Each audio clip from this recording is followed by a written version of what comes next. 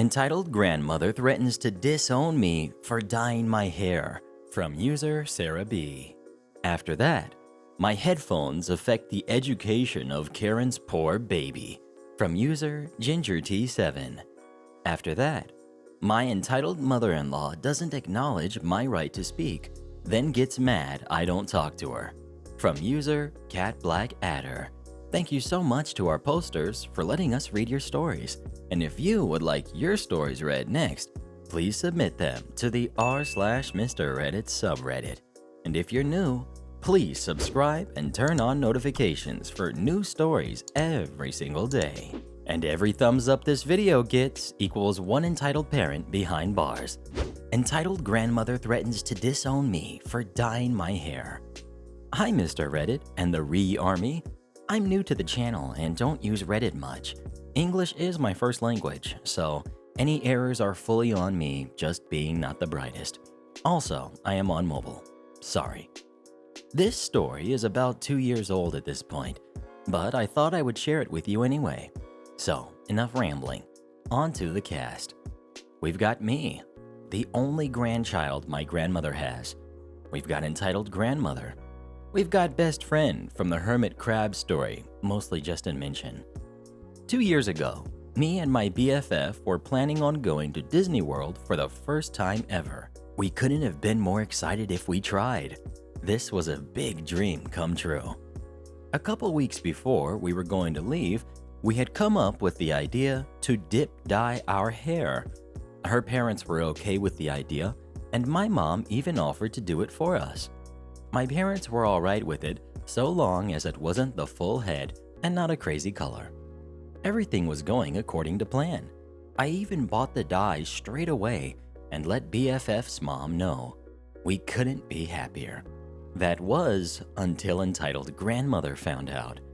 Now, Entitled Grandmother is a strictly religious grandmother. When she found out that we were planning to dye our hair, she freaked out. It wasn't like I could hide the fact I was going to get it done since she lived with us at that time. Our conversation left me speechless to the point where I wanted to cry. I am a Hufflepuff after all. Entitled Grandmother. Is it true you're planning on dyeing your hair? Me. Just a dip dye, Grandma. Nothing crazy. How dare you dye your beautiful hair? You know that's just how God made you. You should respect that. I do, Grandma. It's a temporary dye. It'll come out pretty fast. Plus, it's not the full head. Mom and Dad don't have any issues with it. What color are you putting in your hair? Red. I've always wanted red hair, but sadly, I was born a brunette. Then there's no need. You already have red in your hair. My mother has always told me the same thing, but to this day, I have no idea what they are on about. I've never seen any red. Me trying to appease her. Even so, I would still like to put some in it so I can see it. Entitled Grandmother firmly says, No. Me, slightly confused. No? If you even touch your hair, I will disown you. Entitled Grandmother had now crossed her arms and glared at me. Honestly, I was hurt and taken back by what she said. How could this be the same loving grandmother I grew up with? Disown me? I will not let my granddaughter dye her hair and look like the world. Like I had said before, she was very religious and still is. You should have been there the time I cut my hair, but that is another story for another day. Grandma, it's just a little red dye. It's nothing crazy. Please understand. Had my grandmother known of the famous Re, she probably would have done it. So please feel free to insert one. She always hated it when she never got her way. Throw away the hair dye, and I will understand. I shook my head and walked off, practically in tears. I call up BFF and tell her what happened. She reassured me that in the end, I wasn't being non-religious by dyeing my hair, and in the end, we both did. Entitled Grandmother was furious and disowned me. Thank God she got over it sooner or later. Next we've got My headphones affect the education of Karen's poor baby. This is my first post on this subreddit, yada yada yada. Background. All of this happened about a year ago at a cleaning job I had to pay my way through university. I was registered with a cleaning agency who would send me to various different places to clean, one of which was a very expensive and pretentious private school for kids under 11. Seriously, this place was like Hogwarts, and I went there about once a fortnight. Also relevant is that I have autism, which means I often struggle with loud and high-pitched noises, which made working in a school full of screaming kids quite hard. I worked out a deal with my boss at the school, whereby when the kids were out in the playground being super loud, I would clean places that were off limits to them and wear headphones. When they went into lessons and were quiet, I would do the public spaces, and all this worked out fine. Anyway, onto the story. Cast. We've got me. We've got entitled mom, and we've got my boss. So it's the morning, and all the kids are arriving at school, loud as heck. So I start my day cleaning the teacher's break room. I'm wearing my headphones. I'm jamming out. All is well. Then entitled mom bursts through the door, clearly having just dropped off her precious angel. I take out my headphones to see what she wants. Entitled mom. Oh, I must have the wrong room. I wanted to use the bathroom. Me. No worries, the bathroom is next door on the right. Entitled mom. Were you wearing headphones? Yeah? That is completely unacceptable. I pay over 10 grand a year for the staff at my baby's school to be wearing headphones at work? Me. Well, What an awful example to be setting to children, that you can listen to music in the workplace. The teachers take my baby's phone away at the start of the day, and you can just wander around with yours? Me. In all fairness, ma'am, the children aren't allowed in this room, and when I'm in spaces where they are allowed, I don't have my phone or headphones on me. You're being totally unprofessional. It's an attitude like that, which means that you're a cleaner, and my child will achieve real success in his life. Me. I'm actually doing this job to pay for my degree. If that were true, you'd be smart enough to know that you don't talk back to the people that pay your wages. Your boss will be hearing about this. She storms out, and about 10 minutes later, she comes back with my boss. I'm feeling stressed out and on the verge of tears. Another side effect of my autism is that confrontation/conflict/being yelled at stresses me out beyond belief. I'm seriously relieved to see my boss, and I can't wait to see the look on entitled mom's face when my boss tells her that my wearing headphones is okay. Unfortunately, that didn't happen. See? Completely unprofessional. Boss. I'm very sorry, Mrs. Entitled Mom. This is unacceptable. OP, will you please apologize and remove your headphones? Me. But I've been working here for months, and I've always worn headphones. You told me it was okay. It is not okay, and we cannot accept you working in this school if you do not comply with our codes of conduct. But you said... Honestly, Mrs. Entitled Mom, I did not and would not condone such a thing. I was about to start crying because I felt so crappy about the whole situation. Then I thought, forget this. I hate this job. I hate being talked down to by snooty parents, teachers, and kids alike. And my boss lying about me to appease this entitled mom was the final straw. Well, are you going to apologize? Me. No. Find someone else to deal with your obnoxious staff and entitled brats. I laid down all my stuff and walked out, and never went back in. My boss at the cleaning agency refused to send the school any more cleaners since they had blatantly lied after telling the agency it was fine for autistic staff to wear headphones. They also insisted I got paid for a full day's work, which the school did. It was very satisfying walking out of that job. I wouldn't wish working as any kind of manual labor staff in a private school on anyone. Next we've got My entitled mother-in-law doesn't acknowledge my right to speak, then gets mad I don't talk to her. Dear Mr. Reddit, I've been listening to your channel for a long time, as my many disabilities make it difficult for me to do much more than listen to Reddit stories on YouTube. I hope this isn't too long. I just want to share my stories about my extremely entitled mother-in-law. I posted these as separate stories in r/justknowmother-in-law, but I hope they fit in with Entitled Parents. I've edited them for you and to streamline the narrative. Our cast. We've got entitled mother-in-law. We've got husband. We've got caregiver who was caught in the crossfire. And we've got me. Disclaimer.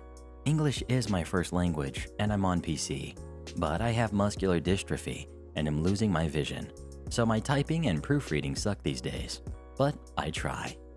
Background. Husband and I have been married for over 21 years. I got along great with mother-in-law before we were married because she lived in Alaska. I only met her a couple of times in the 2 years husband and I dated, and she was at our January wedding. But she was back in the lower 48 for good before the 4th of July, and it has been nothing but fireworks since. I have FSH, muscular dystrophy, and was still pretty able-bodied, relatively speaking, when husband and I got married. But 11 years ago, I needed to get a tracheotomy and am ventilator dependent. My mother-in-law actually spent a lot of time at the hospital until I was stable enough to go home. Around 5 or 6 weeks, I think.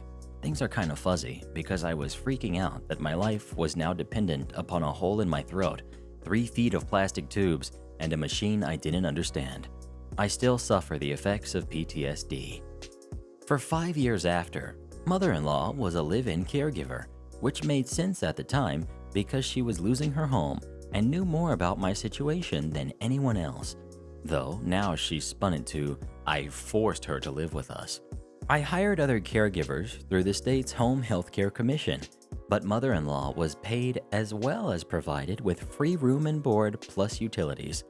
She trained the outside caregivers while husband went back to school. Part 1. When and why I stopped talking to my mother-in-law. This was when mother-in-law was still a live-in caregiver. So even when she was off the clock, she was always here. And she loves interrogating the other caregivers about their religion and politics so she can tell them how wrong they are. She seems indifferent toward the Great Pumpkin. So our cast was assembled in the living room, watching the news, and Cindy Sheehan was all over the news at the time. Mother-in-law, in her infinite wisdom, spoke up and said she was tired of seeing all these people protest when they've never served and haven't experienced sacrifice and lost. I, in my infinite stupidity, blurted out that Cindy Sheehan's son was a soldier and she had lost him in the war. She has experienced sacrifice and loss. Oh, mother-in-law didn't like that. Not one bit. She practically shrieked that she has the right to freedom of speech under this roof, and she pointed to husband and shrieked he has the right of freedom of speech under his roof, and she pointed to caregiver, who was actually on duty, who had only been on the job a couple of weeks and would resign by the following week. I wonder why. And shrieked that she has the right to freedom of speech under this roof. I was in a state of shock. I wasn't saying mother-in-law didn't have the right to her opinion or freedom of speech, but you have to expect other people to express their own dissenting opinion occasionally, as is their right. Oh, but mother-in-law was having none of that. And of course I noticed she didn't at any time acknowledge my right to express my opinion or freedom of speech. That's when I shut down around mother-in-law. If she refused to acknowledge my freedom of speech, I wouldn't exercise it. And when she moved out, I honestly forgot the catalyst. I must have accidentally expressed myself without permission. It became even easier to not talk to her.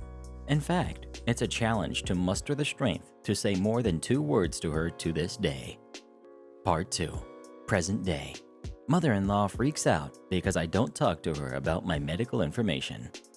So yes, 5 years after I got the trach, things eventually came to a head and she stormed out of the house exclaiming she quit. Mother-in-law did move out, but insisted she didn't quit caregiving because money. But we kept paring her hours back and hiring more outside caregivers until mother-in-law only works weekend graveyard shift.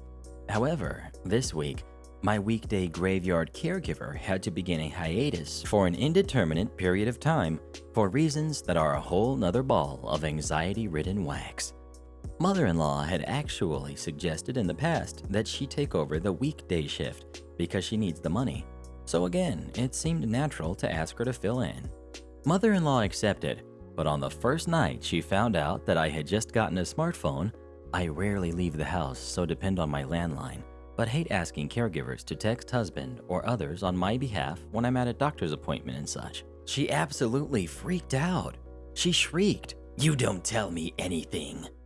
That led to her ranting about how she used to go to all my doctor's appointments and knew every intimate detail of my medical information and all my care routines, and the hired caregivers know more than she does these days, even though she used to train them. Yeah, because they take me to my doctor's appointments, administer my meds, etc. My reasoning is, mother-in-law and husband put me in bed, and then mother-in-law works while I'm asleep. She comes in my room once or twice a night to help turn me and empty the condensation from my breathing tubes. So I figured anything else is on a need-to-know basis. I have very little privacy or personal space. Therefore, I didn't feel the need to blab every gory detail of my personal info. Anyway, I thought this might be malicious compliance, ask and ye shall receive, or petty revenge. Here's a stack of papers, choke on it. But really, I guess I caved to the entitled mother-in-law. The next day, I spent the afternoon and evening printing out articles from medical websites and compiling lists. When mother-in-law came in that night, I handed her a list of all my medications, 4 pages, a list of all my doctors and their info, 2 pages, and a stack of articles about each and every one of my diagnoses. I mustered my courage to speak and told her about the status of my new wheelchair, still being built, and how I may need to see the neurologist again soon, and gave her a calendar with the doctor's appointments I have scheduled this month, etc. I just spilled my guts, intending to overwhelm her with information. I told her I'd keep her updated on any changes, and asked that she let me know if she had any questions. That seems to have shut her up for now, on that topic anyway. For those concerned, I handed her the keys to the kingdom, and she'll use this information to take over my care management. I honestly don't think she looked at any of it. She had no questions. Her behavior didn't change toward me. I mean, if she truly had read and absorbed the info about the autoimmune disease attacking my eyes, Google OCP eye disease if you're curious. I won't torture you with a tongue twister of a name. And the immunosuppressive drugs I take to keep my immune system from killing my eyeballs, she wouldn't have come into work the rest of the week with a respiratory infection, let alone borrow my clothes and sleep in my bed on her shift. But then, she is an entitled mother-in-law to the core. And shoutouts to our re-generals of the day, Simua, Miroslav, and Carlos. Become tomorrow's re-generals by leaving as many re's as you can in the comments below.